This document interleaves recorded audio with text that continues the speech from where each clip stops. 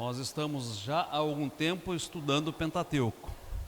E estamos no livro de Deuteronômio, chegando ao final desse livro.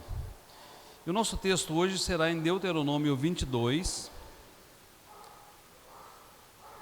Nós vamos ler versículos 1 a 12.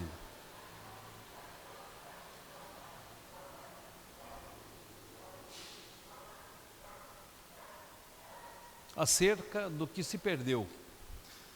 Vendo extraviado o boi ou a ovelha do teu irmão, não te furtarás a eles, restituí-lo-ás sem falta ao teu irmão.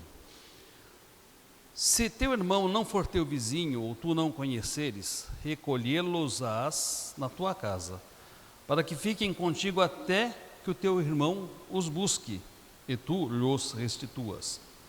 Assim também farás com o seu jumento, e assim farás com as suas vestes.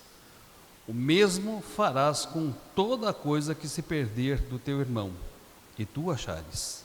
Não te poderás furtar a ela. O jumento que é de teu irmão, ou seu boi não verás caído no caminho, e a ele te furtarás. Sem falta o ajudarás a levantá-lo. A mulher não usará roupa de homem, nem um homem veste peculiar à mulher, porque qualquer que faz tais coisas é abominável ao Senhor teu Deus. Se de caminho encontrares algum ninho de ave, em alguma árvore ou no chão, com passarinhos ou ovos, e a mãe sob os passarinhos ou sob os ovos, não tomarás a mãe com os filhotes. Deixarás ir livremente a mãe, e os filhotes tomarás para ti, para que te vá bem e prolongues os teus dias. Quando edificares uma casa nova, far-lhe-ás no terraço um parapeito, para que nela não ponhas culpa de sangue se alguém de algum modo cair dela.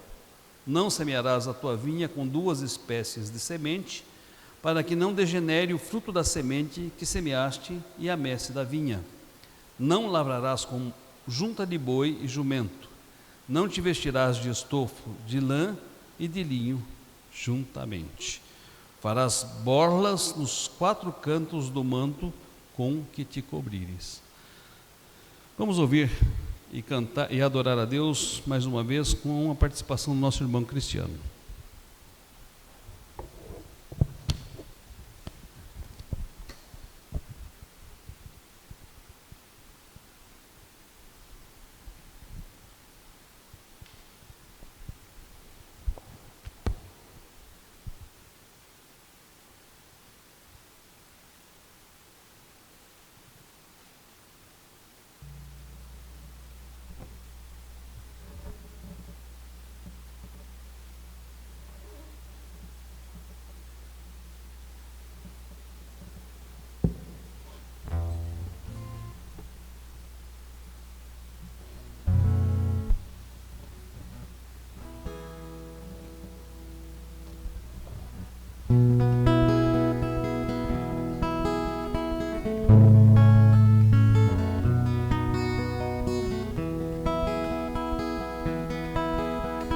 Espírito,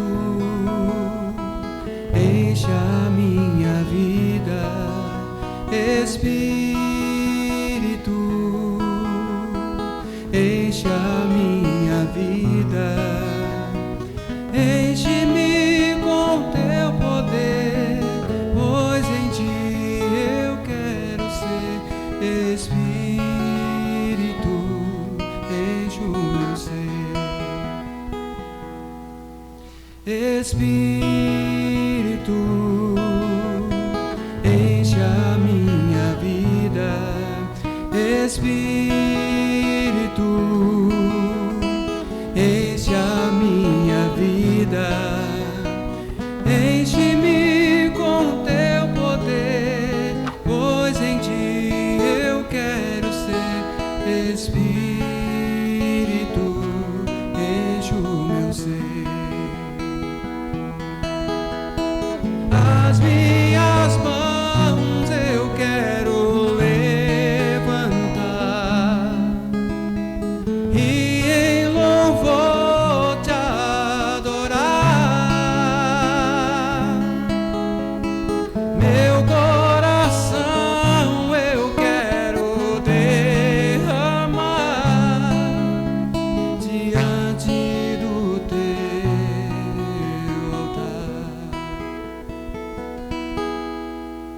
As minhas mãos eu quero levantar e em louvor te adorar. Meu coração eu quero derramar diante do teu altar, diante do teu altar, diante do teu altar.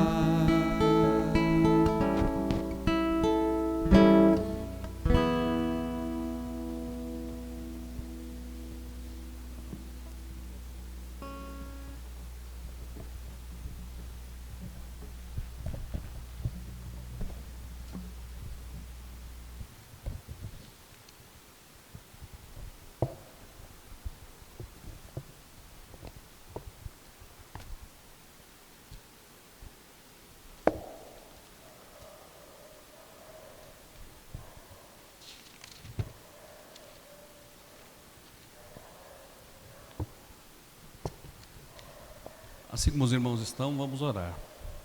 Senhor Deus, Pai querido, nós te damos graças porque estamos em tua casa, Senhor.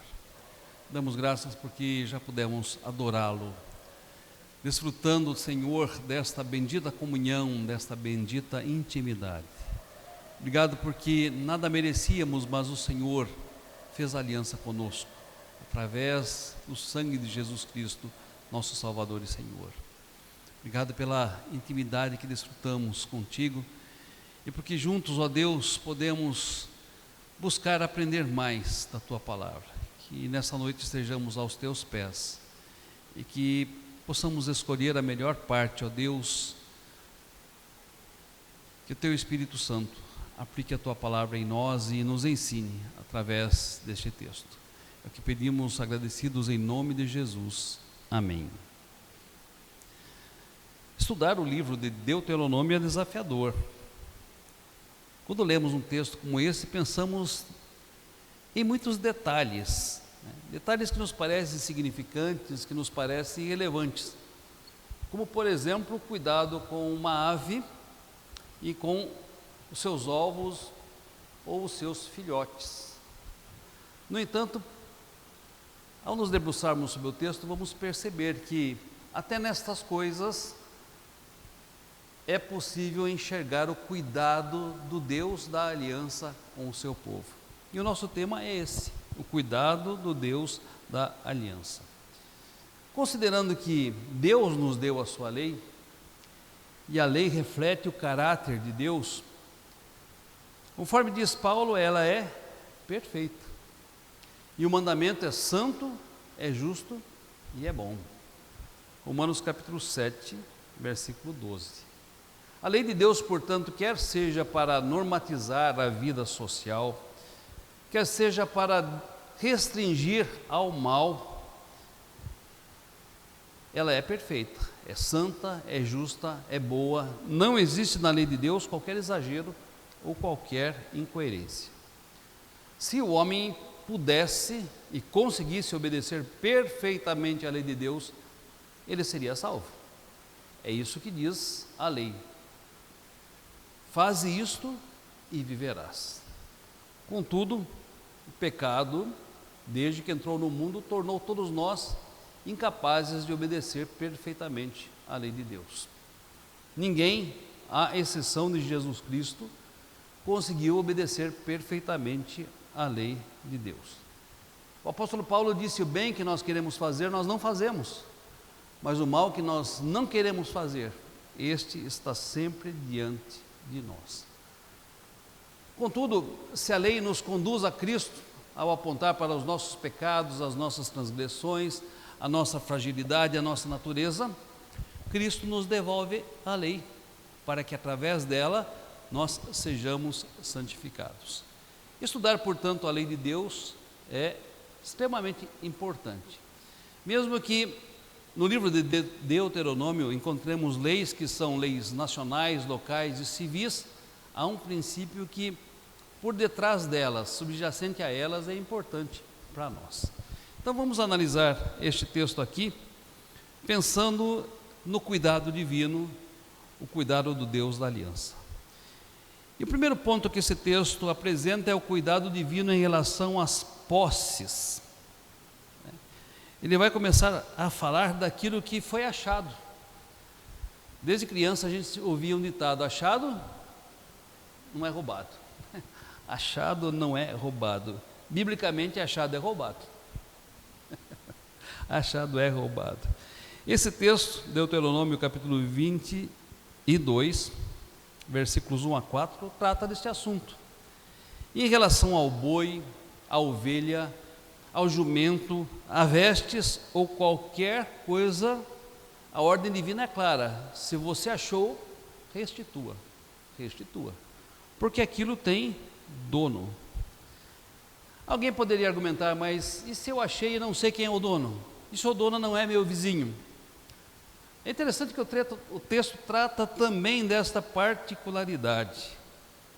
Ele fala: se o teu irmão não for teu vizinho, ou tu não o conheceres, recolhê-los-á em tua casa, para que fique contigo, até que o teu irmão busque e lhe restituas. Deuteronômio 22, 2. Também o texto fala que se alguém estiver passando por um campo e vir, e no caso aqui ele cita um jumento, mas pode ser qualquer animal caído, ferido, é dever daquele que ver um animal caído ou ferido, ajudá-lo a se levantar, para que ele possa ser restituído a quem é o seu dono. E a gente fica pensando: por que a Bíblia tem que explicitar estas coisas? Por que elas precisam estar registradas na Bíblia? Eu vejo algumas razões muito importantes, meus irmãos. Primeiro, porque eram princípios que deveriam nortear a vida civil do povo de Israel. Nos lembremos que esta lei foi dada a um povo que logo seria uma nação. Então estas leis norteavam a vida civil desse povo e deveriam nortear a vida civil desta nação. Este é o primeiro ponto. A segunda é que a lei sempre reflete o caráter de Deus. E se a gente olhar estas recomendações sobre posses, nós vamos nos lembrar de 2 mandamentos. Que mandamentos estão por detrás destas recomendações aqui sobre o jumento que se perdeu, a veste que se perdeu, o jumento que está ferido? Há 2 mandamentos. O primeiro é você não cobiçar, né? E o segundo é você não furtar aquilo que é do próximo. Um terceiro ponto é que amar ao próximo não consiste em apenas a não fazer aquilo que é errado. No texto está a recomendação de que não se faça aquilo que é errado, não fique com aquilo que é do seu irmão, né? Mas também amar ao próximo implica em fazer aquilo que é certo, né? E fazer aquilo que beneficia ao seu irmão. Pensemos, por exemplo, na parábola do bom samaritano. Aqueles que passaram de largo poderiam pensar: eu não fiz nada de errado, afinal não fui eu que assaltei este samaritano, não fui eu que o deixei ferido à beira do caminho, não fui eu que o deixei seminu à beira do caminho. Então, este mal não está em mim, não está na minha conta. Eu amo o meu próximo e por isso não assalto, não roubo, não deixo à beira do caminho. Mas vai além. Amar ao próximo significa passar por perto, sentir as suas necessidades e socorrê-lo. E é por isso que estes detalhes estão registrados na palavra de Deus. E a quarta é porque isso não se aplica só à nação israelita, isso se aplica a todos nós. Como eu disse, se a gente ouviu de criança, como criança, que achado não é roubado, com certeza é roubado. Minha mãe tinha uma noção muito peculiar a esse respeito. Creio que já contei aos irmãos. Quando eu era pequenininho, estava no 2º ano de escola, passei por frente de uma casa e vi uma latinha bonitinha. toda florida, e minha mãe sempre gostou de coisas floridas. Falei, vou levar para minha mãe fazer um vaso. Peguei a latinha e levei para ela fazer um vaso. Quando cheguei em casa com a latinha, ela falou, onde você pegou isso? Eu falei, estava na frente de uma casa, no meio da rua, e eu passei e peguei. Ela falou, mas olhe, a latinha as bordas foram tiradas, com certeza isso pertence a alguém, você vai devolver. Bom, eu não queria devolver de jeito nenhum, porque sobretudo eu estava com muita vergonha de ter que passar lá e devolver, né? Mas a ordem foi essa e eu cumpri a ordem. No outro dia botei a latinha nas minhas coisas de escola, passando lá, derrubei em frente à casa, onde eu achei, né? Fui para a escola. Quando voltei, ela estava toda amassada, né? O caminhão tinha passado por cima. Mas foi uma lição que eu nunca mais esqueci. Não se deve pegar nada de nenhum lugar, porque achado é roubado, sim. Interessante que a Bíblia, ela defende a posse das pessoas. Por quê? Porque se constitui no fruto do seu trabalho, e o fruto do trabalho de alguém deve ser respeitado. Por quê? Porque se eu desrespeito o que é fruto do trabalho do meu irmão, da minha irmã, do meu próximo, eu estou não somente descumprindo uma lei civil, mas eu estou ofendendo a Deus. E essa questão, eu estou ofendendo ao meu Deus à medida que eu atento contra algo que é do meu próximo. Por isso, não cobiçarás, por isso não furtarás. Eu ofendo a Deus porque Deus é o doador de todas as coisas. E por fim, devemos empreender esforços para fazer o bem e ajudar o nosso próximo em suas necessidades. Não é só não fazer o mal, é fazer o bem. Tiago, capítulo 2, versículo 10, nos diz que se alguém sabe que deve fazer algo e não faz, nisso ele está pecando. Então o mandamento sempre tem esse aspecto negativo, não faça, mas tem um aspecto positivo, faça. A bênção de Deus não repouse sobre aqueles que usurpam aquele que é do seu irmão, que é o que pertence ao seu irmão. Notem, isso é um princípio eterno. Valia para o povo de Israel, valia como lei aquela nação, mas vale para todos nós e para todas as pessoas. Obrigado, querido. Aí o segundo ponto que a gente observa nesse texto é o cuidado divino em relação à decência. E este é um dos textos mais mal interpretados do Antigo Testamento. Porque ele diz aqui que o homem não poderia vestir-se com roupa de mulher e a mulher não poderia vestir-se com roupa de homem. Versículo 5. E por que tem sido mal interpretado? Porque algumas igrejas têm tentado definir qual é a vestimenta adequada para o homem, qual é a vestimenta adequada para a mulher. E aí, para a mulher, calça comprida ou saia? Calça justa ou larga? Saia comprida ou saia até os joelhos? O que o texto diz? A mulher não usará roupa de homem, nem o homem veste peculiar a mulher, porque qualquer que faz tais coisas é abominável ao Senhor teu Deus. Mas a questão para a gente entender o contexto é qual era o vestuário masculino na época, qual era o vestuário feminino na época. Não existe um modelo desenhado na Bíblia. E as informações históricas que nós temos não são suficientes para determinar que a roupa do homem era desta forma, da mulher era desta outra. A única descrição que a Bíblia faz sobre roupa era a roupa dos sacerdotes. Inclusive, há uma recomendação explícita de que o sacerdote colocasse pesos nas suas roupas para que as suas vergonhas não ficassem expostas quando ele subisse para ministrar. Mas é difícil a gente saber qual era o figurino dos homens, qual era o figurino das mulheres. Está presente aqui também o seguinte fato: era comum nos cultos pagãos homens se vestirem de mulheres e mulheres se vestirem de homens para fazer os seus rituais culticos, os seus rituais litúrgicos. E possivelmente isso tivesse em mente né, do autor inspirado pelo Espírito Santo, quando dá essa recomendação. Estão observando o que acontece nos cultos pagãos? Vocês notam como muitas vezes homens se vestem de mulheres e mulheres se vestem de homens para cultuar aos seus deuses?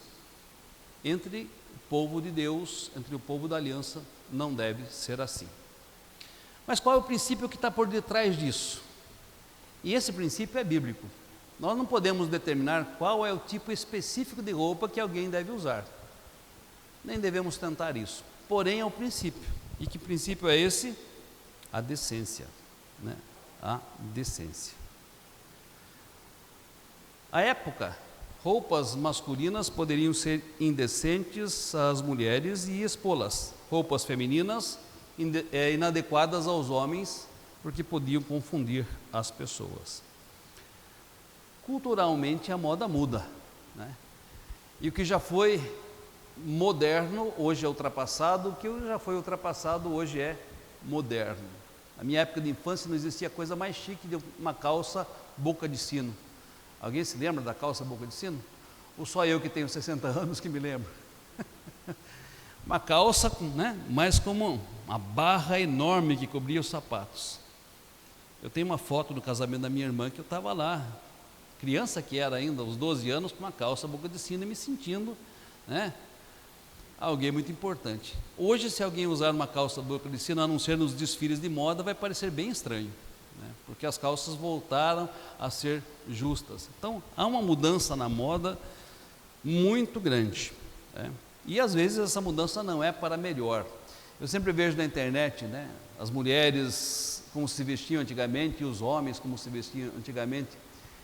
E aí eles pegam e colocam junto fotos de desfiles de moda hoje e dizem como é que nós saímos disso para isso, né? Porque a moda evolui e nem sempre o bom gosto está presente na evolução da moda, né?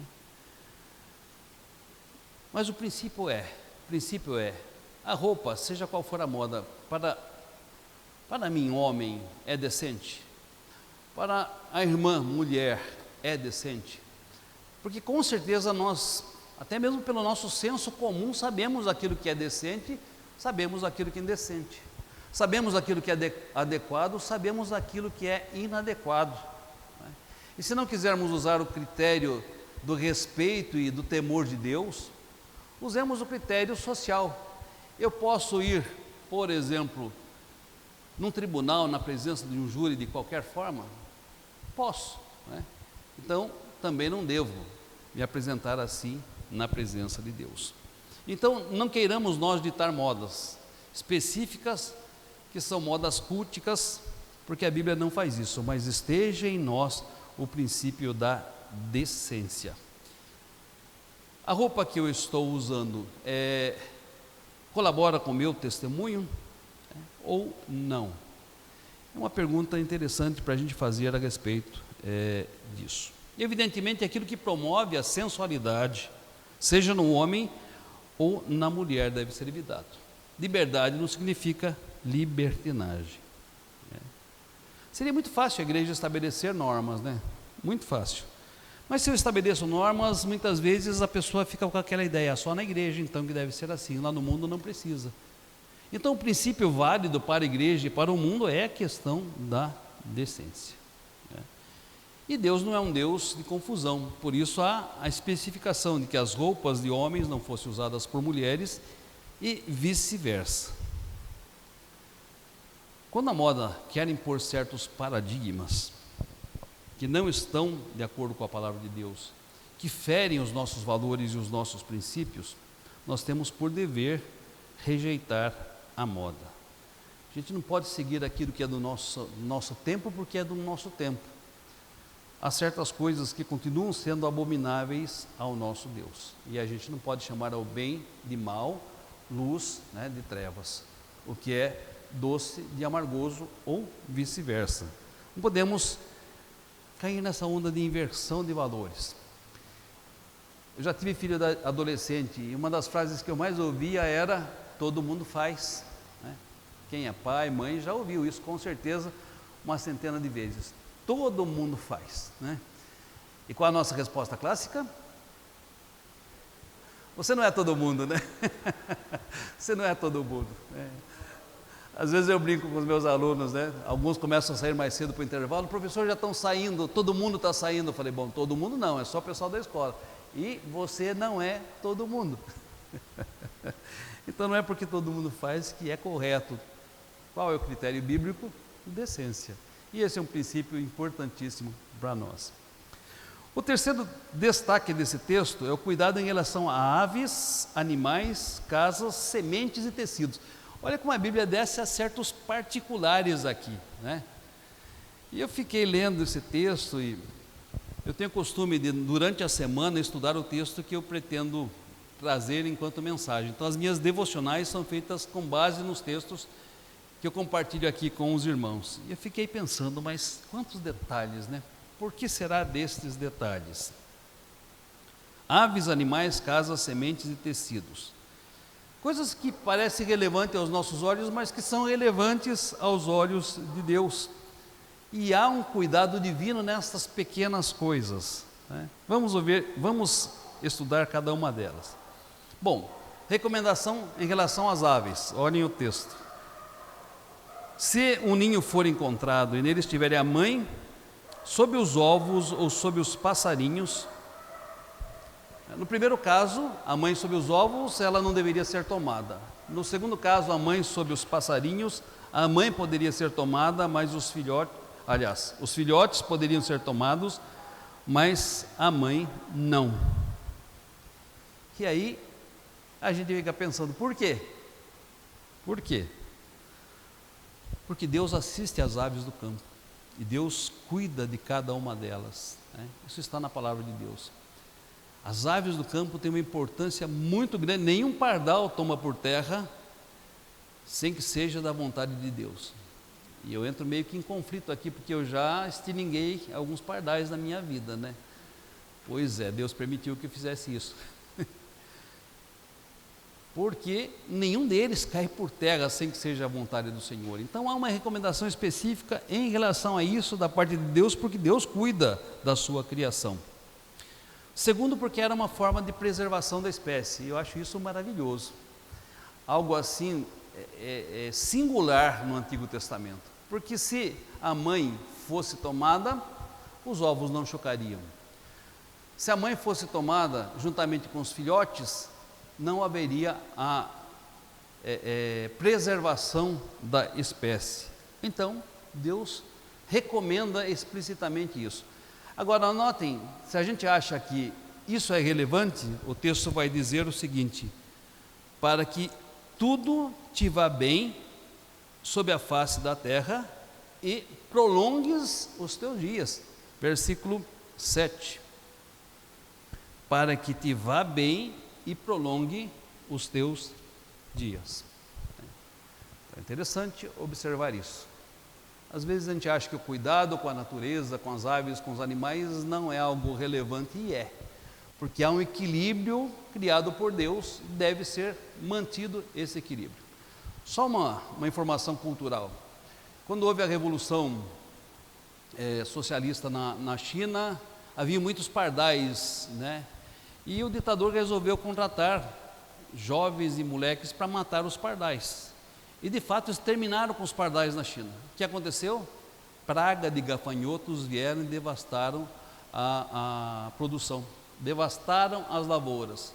Por quê? Porque eram os pardais que comiam os gafanhotos. Acabaram com os pardais, o efeito natural sobreveio.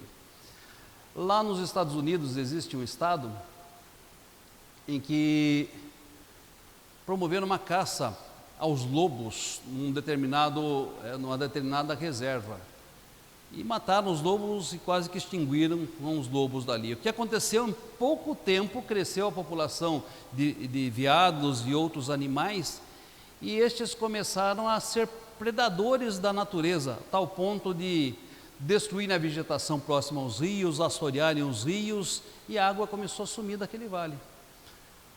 Qual foi a ideia que os ambientalistas e biólogos tiveram? Reintroduzir os lobos naquele ambiente. E assim que reintroduziram, eles promoveram o equilíbrio natural, e a vegetação começou a crescer e a água voltou a aparecer. E a gente pensa detalhes, né? Pode ser detalhes tão pequenos para nós dois, como diz o Roberto, né? Mas não são detalhes tão pequenos para Deus, porque há um equilíbrio que está sendo preservado ali. E olha, desrespeitar isso diminui os nossos dias na face da terra e faz com que as coisas não caminhem bem, conforme diz o texto que nós lemos. Um outro princípio é o seguinte: em se tratando de animais, não se deveriam lavrar conjuntas de bois e jumentos. Parece incomum para nós essa figura, mas eu ainda cheguei a ver, né, os arados movidos por tração animal, ou puxados por tração animal. Aliás, meu pai tinha 2 arados, né, e meu pai trabalhava com parelhas de animais. Estavam lá no sítio, esses dias eu trouxe na minha casa ali no Jardim Europa, para eu guardar de recordação, um dos arados, né, que tem mais de 100 anos, inclusive. Mas sempre se ara com 2 bois, ou com 2 cavalos, ou 2 burros. Por quê? Porque os ritmos são parecidos. Se houver 2 animais de espécies diferentes, os ritmos serão diferentes. Isso vai provocar o quê? Vai provocar canseira em um dos animais. Se um animal puxar o jugo mais rápido do que o outro vai se cansar, vai se exaurir. E olha o cuidado divino em relação a estes animais que puxavam a carga, né?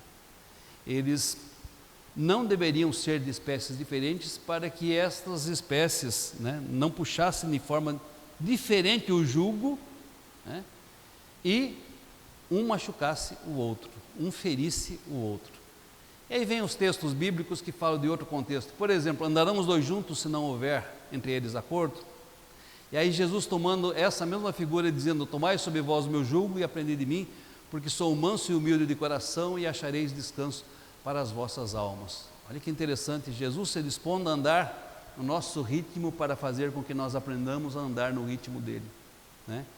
Isso é maravilhoso nas Sagradas Escrituras. Então notem o respeito à questão animal. Depois, a próxima recomendação em relação às sementes, né? E olha, isso é inovador, né? Especialmente considerando que está no Antigo Testamento. Não misture 2 sementes para que as sementes não se degenerem, não se estraguem, né? E de fato isso acontece, né? Se nós tivermos uma roça de milho e uma outra roça de milho de uma outra espécie, né, o que vai acontecer?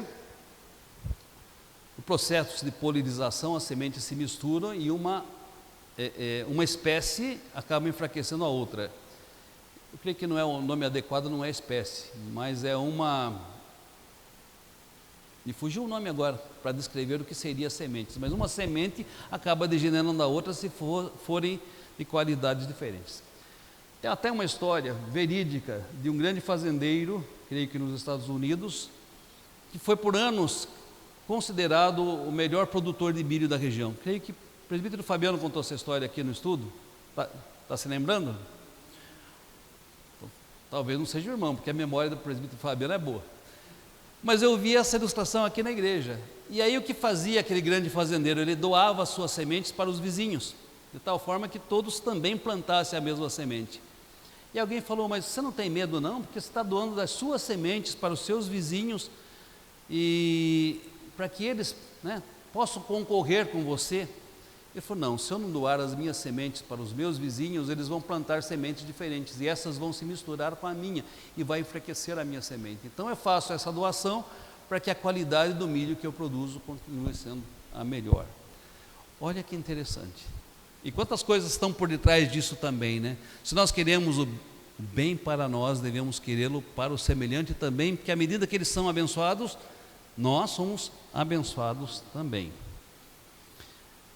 Agora tem uma questão aqui: panos de estofo de lã e linho juntos. E aí a minha cabeça deu um nó quando fui estudar isso. Por que será que proíbe a mistura dos estofos, né, dos panos? Aparentemente, né, um pano não ia degenerar o outro, né? São de qualidades diferentes, mas não ia degenerar o outro. Aí, estudando o texto, você vai perceber que era comum vestes assim também em meio aos cultos pagãos. Então, o que estava em jogo aqui é a confusão entre o culto israelita e o culto pagão. Eles não deveriam usar esse tipo de roupa para não dar mau testemunho. E por fim, última coisa que o texto fala, o último versículo que nós lemos, versículo 12. Lei acerca das borlas nos cantos do manto com o qual eles deveriam se cobrir. Para a gente entender essa lei, vamos ver Números, capítulo 15, versículo 37 a 41. Números 15, 37 a 41.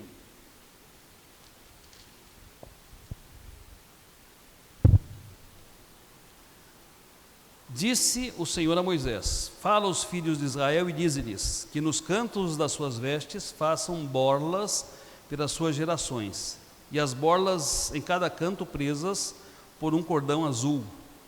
E as borlas estarão ali para que, vendo-as, vos lembreis de todos os mandamentos do Senhor e os cumprais.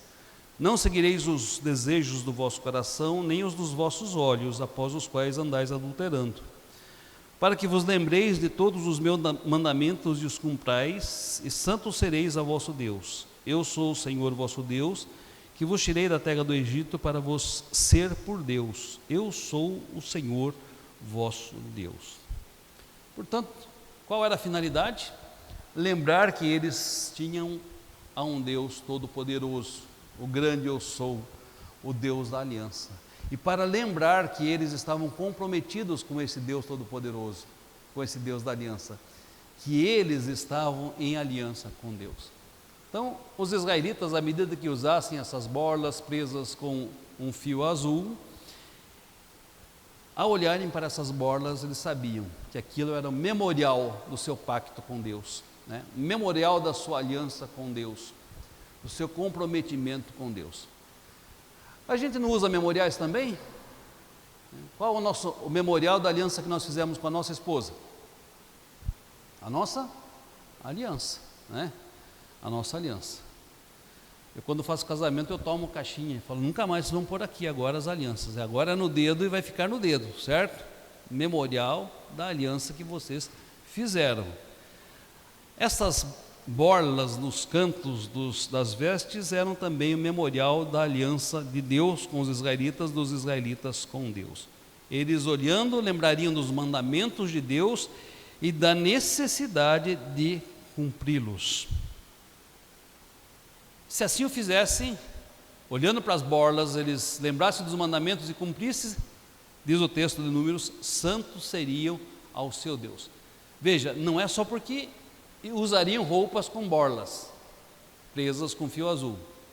Não era só questão do vestuário, era questão daquilo que o vestuário rememorava. Qual é o sinal da nova aliança que a gente sempre celebra? A ceia do Senhor, né? Quando a gente participa da ceia do Senhor, a gente se lembra do que Cristo fez por nós, dando a sua vida na cruz, morrendo por nós e oferecendo-nos nele a justificação, nele a salvação, nele a vida eterna. Então, cada vez que a gente participa, a gente se lembra do momento que ele instituiu, para que ele instituiu, para quem ele instituiu essa aliança e por quanto tempo a gente deve celebrar, até que ele venha. É o memorial da aliança. Tanto é que o texto de Números termina: eu sou o Senhor vosso Deus, que vos tirei da terra do Egito para vos ser por Deus. Eu sou o Senhor vosso Deus. Muito bem, vamos aplicar agora para a nossa vida. Já dissemos que o batismo é um sinal visível de uma graça invisível, é também o memorial da nossa nova natureza, que a ceia do Senhor é o memorial do que Cristo fez por nós. Mas o que em nós nos lembra de que somos filhos de Deus e participantes da sua aliança?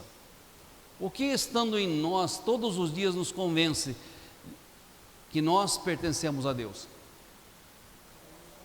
Oi? O Espírito Santo. O Espírito Santo está em nós, né? Não é algo externo, é algo interno. Está em nós, em nosso coração, em todo momento. É Ele quem nos convence do pecado, da justiça, do juízo. É Ele quem se entristece e nos entristece quando nós insistimos em viver um estilo de vida pecaminoso. É Ele que nos constrange a viver a vocação para a qual nós somos chamados. É Ele que nos incomoda quando nós nos distanciamos de Deus. É Ele que intercede por nós com gemidos inexprimíveis diante do Pai. Pois não, presbítero Wagner?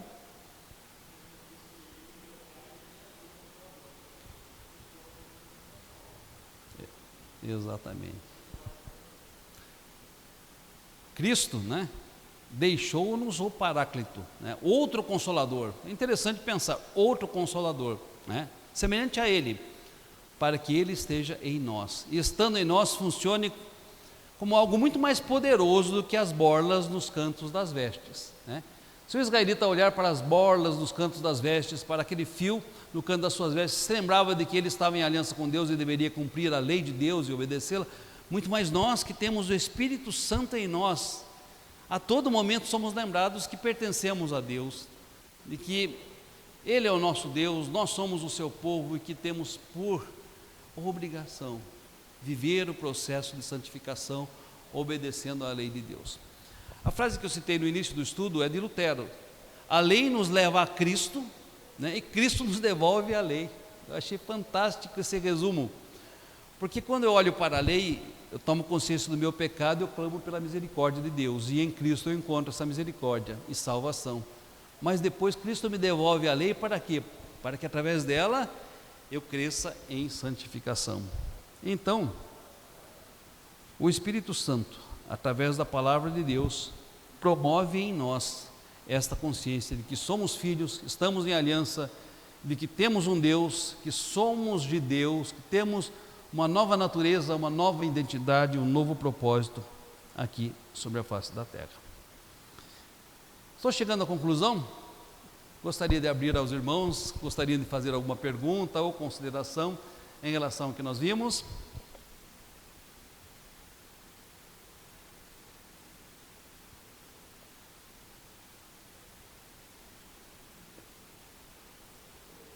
Pois não?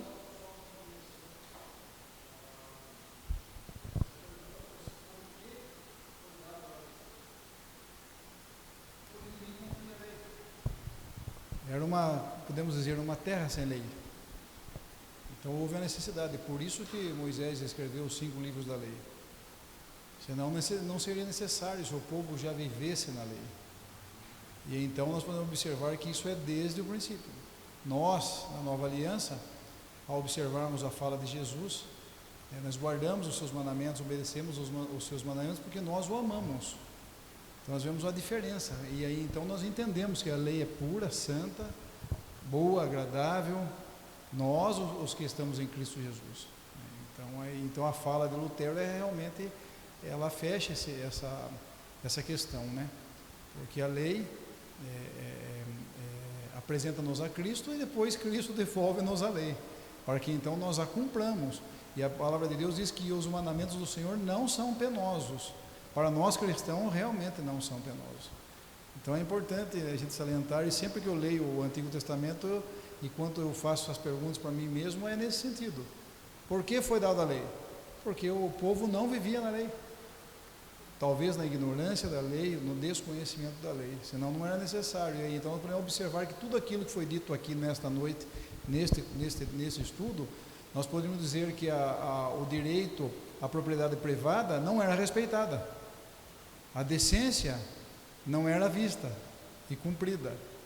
Então nós podemos observar que era tudo ao contrário, mas para o povo de Deus deveria ser dessa forma. E assim nós, nos dias de hoje, temos a palavra de Deus, temos a lei de Deus, a qual nós devemos obedecer, cumprir, né, e em nós com prazer. E na lei do Senhor medito de dia e de noite, tenho prazer na lei do Senhor. Sim, perfeito. Pois não? Fazer uma contribuição lá que o senhor falou no início, que o achado não é roubado, né? E daí eu até vejo meu filho que ele fala assim: quem perdeu foi descuidado, né? Ele sempre fala isso. Mas é importante a gente observar que isso em Deuteronômio, lá que Moisés escreve, isso está no nosso ordenamento jurídico brasileiro, nos dias atuais. Aí você, mas como está? O artigo 1234 no nosso Código Civil diz que aquele que achou alguma coisa de outro, o restitua. E ele terá um agrado de 5%, se for uma coisa importante. Então, se achar aquela e souber de quem que é, deve restituir. Não é achado, não é roubado, não. Ele tem que destituir. Então, naquele tempo existia essa lei e no nosso ordenamento jurídico de hoje também existe a mesma lei. Ou seja, só tem um complemento que deve ser devolvido e aquele que devolveu tem uma recompensa de 5% do valor da indenização, né, daquele bem que foi restituído. Então, continua da mesma forma. Então, achado é roubado. É interessante você observar que várias constituições e códigos civis têm o seu fundamento, né? Ou tem a sua inspiração em leis que são bíblicas, né? Em ordenamentos que são bíblicos, né? E aí a gente volta os olhos lá para o Salmo 19, né? O Salmo 19, ele fala algo muito especial sobre a lei de Deus. A lei do Senhor é perfeita e restaura a alma. O testemunho do Senhor é fiel e dá sabedoria aos simples. Os preceitos do Senhor são retos e alegram o coração. O mandamento do Senhor é puro e ilumina os olhos. São mais desejáveis do que ouro, mais do que muito ouro depurado e o destilar dos favos. Que Deus nos abençoe, que Deus esteja nos ensinando através da sua palavra e nos santificando através da sua lei.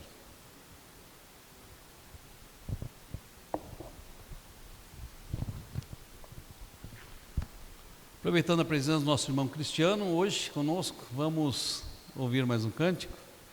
Nosso irmão trabalha de vigia, então nem sempre ele está conosco, né? Trabalha à noite, então quando ele vem a gente